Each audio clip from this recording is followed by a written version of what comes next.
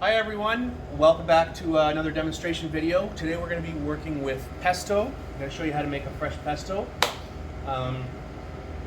So I'm not sure if you guys have ever had a pesto before, but what that is a kind of a mixture, paste almost, made of herbs or greens.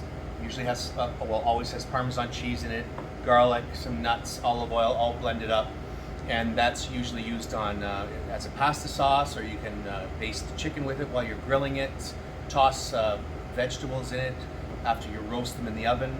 When we make our vegetable lasagna for the Roadhouse Cafe, we grill up all of our vegetables. Usually when we have a chance to make our vegetable lasagnas, we grill up a bunch of vegetables, we toss it in our fresh homemade pesto, and that's kind of our veggie layer in our lasagna. It's delicious. So there's a lot of different uses for this. Excuse me.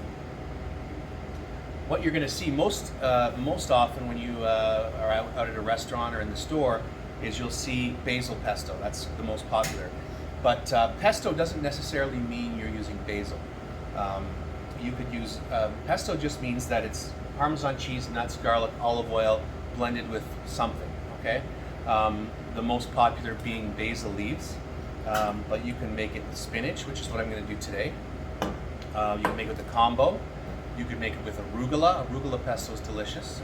So any kind of green that you want to blend into all the other ingredients here will make a nice pesto. You could use sun-dried tomatoes to make a pesto. You could use olives to make an olive pesto, which would be really nice. The basic process here is the nuts, the Parmesan cheese, the garlic, and the olive oil. Those are kind of the key ingredients. And then what you blend into those things, that will make your pesto, whatever you decide to make. This is our Roadhouse Cafe recipe.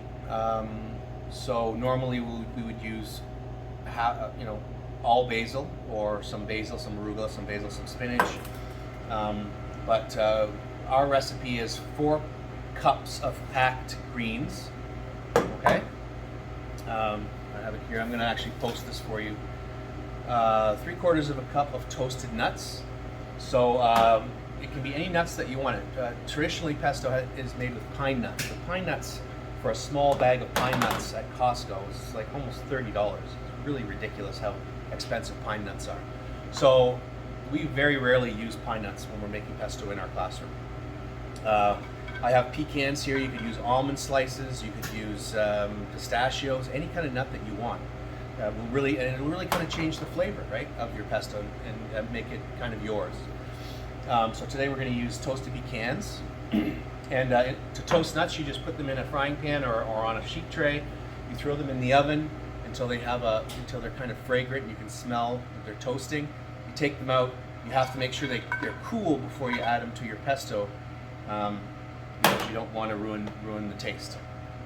2 key things when you're making a pesto, because it's made in a food processor, is if you add hot nuts to your pesto, it's going to cook the greens, and that will really ruin the flavor. It almost smells like rotting grass at that point, believe it or not. If you've ever smelled grass rotting on the lawn, or a compost bin, you've smelled grass rotting, that's what it smells like when the greens get cooked in a pesto too long. The other thing is, when you're blending it in the food processor, you don't want to over blend it, because blending causes friction, and the more you let this thing run, the hotter it's going to get, and eventually it will cook the greens, and then you'll have that smell. So pesto should have a very vibrant, herby kind of a flavor.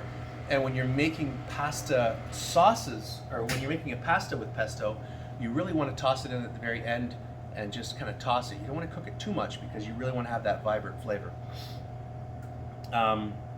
Another thing I do want to mention with all of our pasta sauces that we're making this week is the pasta sauces that you make homemade are like way better than the ones that you could possibly buy in the store. They're just so much better. It's night and day. The pesto that you buy in the store is crap. I'm just going to tell you straight up. It's loaded with salt. It's to jar it, they have to cook it, so it's all cooked. The flavor is totally different from a homemade, properly made pesto. Okay, so let's get going here. We'll get a close look at the food processor here. Okay, so here we go. Let's make our Roadhouse Cafe pesto. Okay, so all of our greens go in there. That's our spinach. If you have a couple of stems, then that's fine because they're pretty soft and they're going to grind up anyway. Okay, so our basil goes in there now. All right, we have our toasted nuts. We have our garlic. So the recipe calls for 5 garlic cloves, but you can see that this one is huge. These are pretty big ones. This one and this one are pretty big. So we're just going to throw 4 in. Sometimes you just have to be a judge. Decide what you're going to put in. We're going to put in half a cup of Parmesan cheese. Okay. We're going to put half a teaspoon of salt. And we're going to put in half a cup of olive oil to start. Now you're probably going to need more. Usually this recipe needs more olive oil, but we're going to put in half a cup to start. You can add oil, but you can't take it away. Okay, so we don't want to have too thick of a or too thin of a pesto. All right, so let's put on our food processor top. We're going to pulse this for a couple minutes, or a couple seconds, sorry. And then we'll let it rip.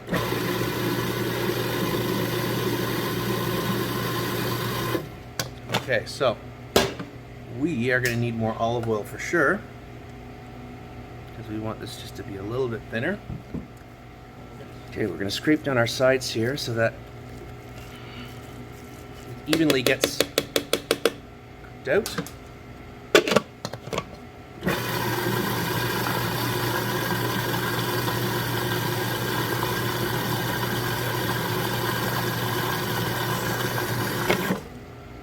All right, so we haven't over blended. So this looks pretty good. We haven't over blended. I'm just gonna have a little taste. Oh wow, that's really good. I'm just gonna add a little bit more Parmesan. And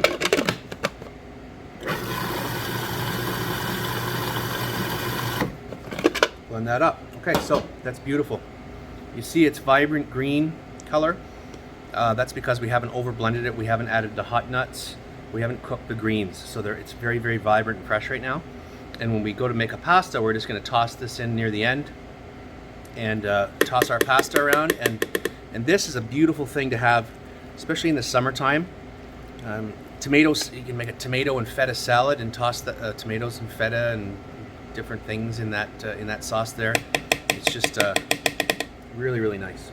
Okay, so that is our pesto sauce, and the next video we'll show you a different sauce.